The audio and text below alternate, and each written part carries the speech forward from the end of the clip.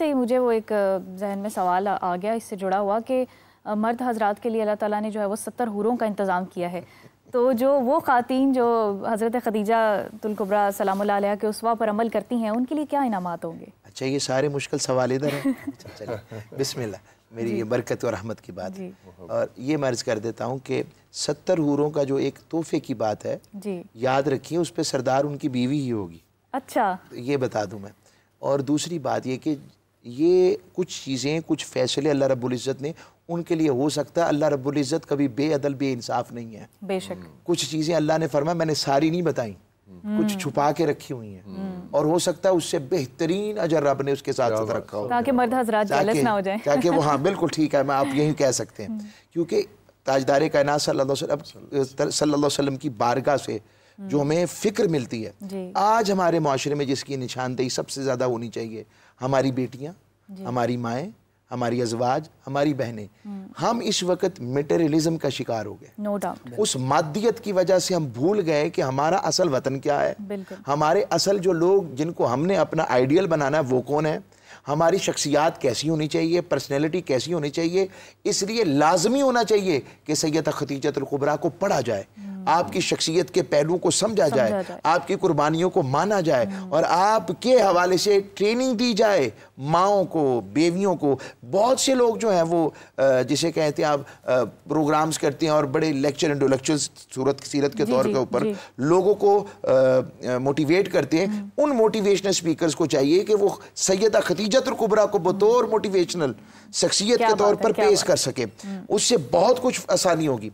और एक और अहम बात जो घर से मुतल्लिक़ आ रही है, बेटियों और बेटों की तरबियत का असर माओं की तरबियत से पता लगता है।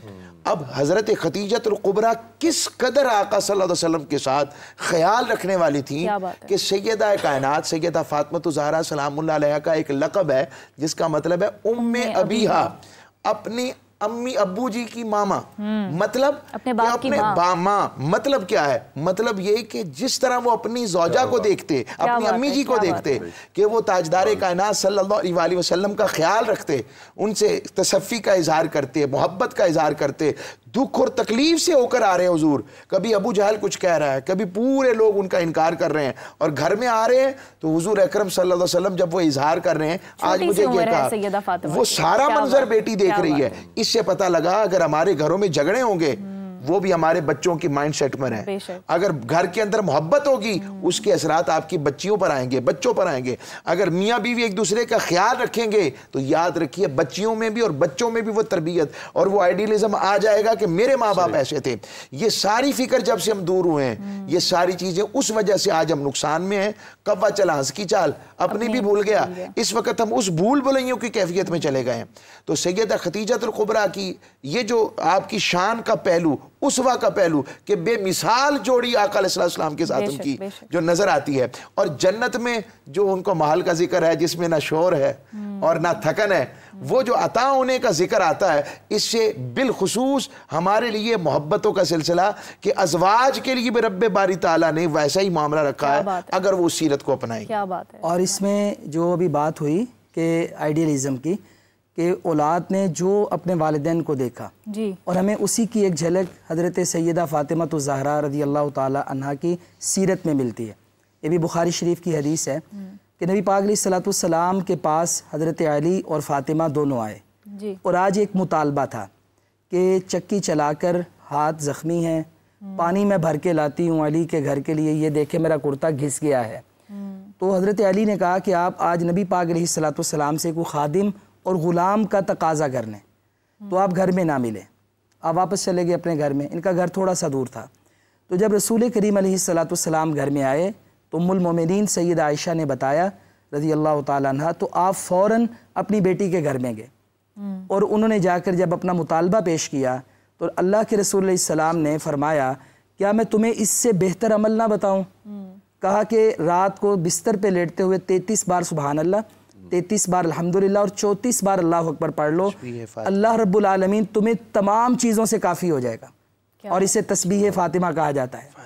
तो यानी इसमें और भी बड़े पहलू हैं। जिस तरह की माँ साबिरा शाकिरा है, उसी तरह की बेटी साबिरा शाकिरा है।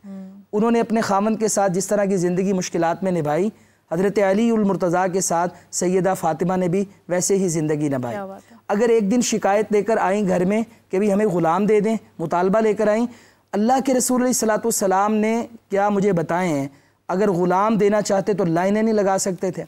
लेकिन प्रोफेसर साहब, ये शिकायत का या मुतालबे का तो गुमान नहीं गुजरना चाहिए। जिस तरह से साबिरा और शाकिरा उनकी वालिदा हैं, उसी तरह बस वो एक मुतालबा था कि अगर हमारा ये काम हो जाए, हमारे लिए ये एक मिसाल है। जी मिसाल हो जाए। अच्छा, इसमें भी अल्लाह ने एक दरस दी है, वो मैं अभी वो बयान करने लगा कि जो मुतालबा किया, नबी सल्लल्लाहु अलैहि वसल्लम लाइनें लगा सकते थे। आप एक ताजिर भी थे, आपको 5वां हिस्सा भी मिलता था, खुमुस भी मिलता था। नबी सल्लल्लाहु अलैहि वसल्लम अगर ग़ुलाम दे देते तो आज घर बसाने में बहुत बड़ी मुश्किल पैदा होती। यहाँ पर अगर कोई बेटी शिकायत लगाती है ना अपने खामद की, वालिद से कहती है, ये शिकायतें नहीं होती है, घर की बातें होती हैं, घर वालों से होती हैं।